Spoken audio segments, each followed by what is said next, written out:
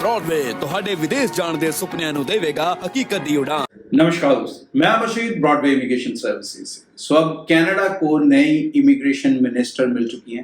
नई गवर्नमेंट जो आ चुकी है मिस्टर कार्नेगी, उनकी अब नई इमिग्रेशन मिनिस्टर होंगी मिस लीना डेबा।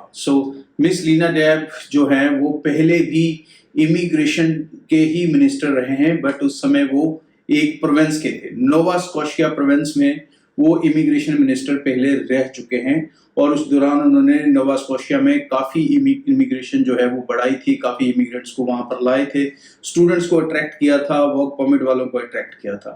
अब आने वाला जो समय है वो कैसा रहने वाला है? डेफिनेटली जो मिस लीना है ये खुद एक इमिग्रेंट हैं, लेबनीज बैकग्राउंड से हैं, लेबान से हैं किसी टाइम पे। तो अब इनका जो पॉलिसी है वो कैसी रहने वाली है? तो इस पॉलिसी के अंदर जो न्यूज़ आई है अभी तक, उसमें ये काफ़ी हद तक क्लियर है कि जो टारगेट गवर्नमेंट ने सेट किया है कि इमिग्रेशन को अगले 2 से 3 साल तक सिर्फ 5% ऑफ पॉपुलेशन रखा जाएगा। तो उस टारगेट के ऊपर ही ये प्राइमरली अभी काम करेंगे कि जो इमिग्रेशन के नंबर्स हैं उनको कम से कम रखा जाए। प्रेजेंटली ये नंबर्स तकरीबन जो हैं वो 7.5% अगेंस्ट पॉपुलेशन है, तकरीबन 4 करोड़ कनाडा की पॉपुलेशन है।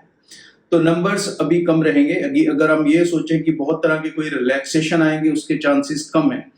थोड़ी बहुत स्टिफनेस जरूर आ सकती है। ऑलरेडी भी काफ़ी चीज़ें स्ट्रिक्ट चल रही हैं गवर्नमेंट की तरफ से। अगर हम वीज़ा सक्सेस रेट को भी लेकर देखें तो प्रेजेंटली जो स्टूडेंट्स हैं वो वीज़ा मोस्टली यूनिवर्सिटीज़ में निकाल पा रहे हैं, चाहे वो ग्रेजुएशन वाले स्टूडेंट्स अप्लाई कर रहे हैं, चाहे बच्चे मास्टर्स वाले अप्लाई कर रहे हैं। Diploma holders mostly refusal face कर रहे हैं।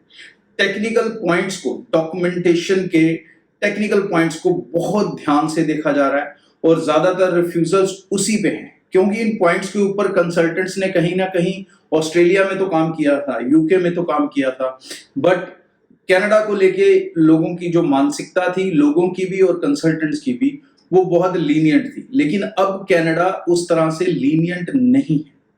और मैं 2-3 चीज़ें आपको छोटी छोटी बताता हूँ। जैसे आप फंड्स दिखाने की कोशिश करते हो, आप बैलेंस सर्टिफिकेट लगा देते हो, एफडी लगा देते हो नहीं बना के, ये चीज़ें नहीं एक्सेप्ट कर रहा। कनाडा को चाहिए genuine funds. 6 month bank statement वो मांगता है, उसे उसमें ट्रांजैक्शंस दिखनी चाहिए।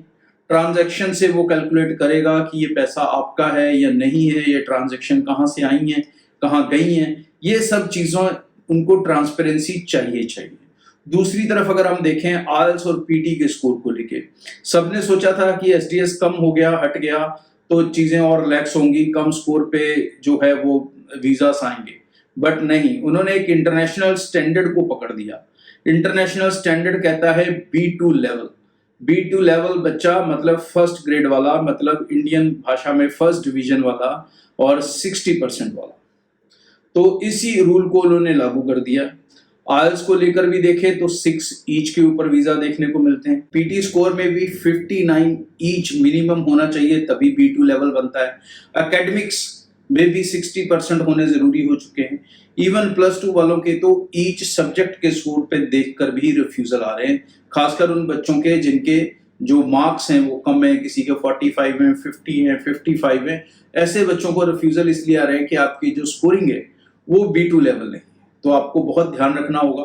सिर्फ किसी कंसल्टेंट के कहने पे अपनी फाइल्स ना लगाएं, समझदारी का इस्तेमाल करें, तरीके से लगाएं, चीज़ों को समझें, रूल्स रेगुलेशंस को समझें और सबसे इम्पॉर्टेंट अपना कंसल्टेंट अब सोच समझ कर चुनें। Thank you. ब्रॉडवे ਤੁਹਾਡੇ ਵਿਦੇਸ਼ ਜਾਣ ਦੇ ਸੁਪਨਿਆਂ ਨੂੰ ਦੇਵੇਗਾ ਹਕੀਕਤ ਦੀ ਉਡਾਨ।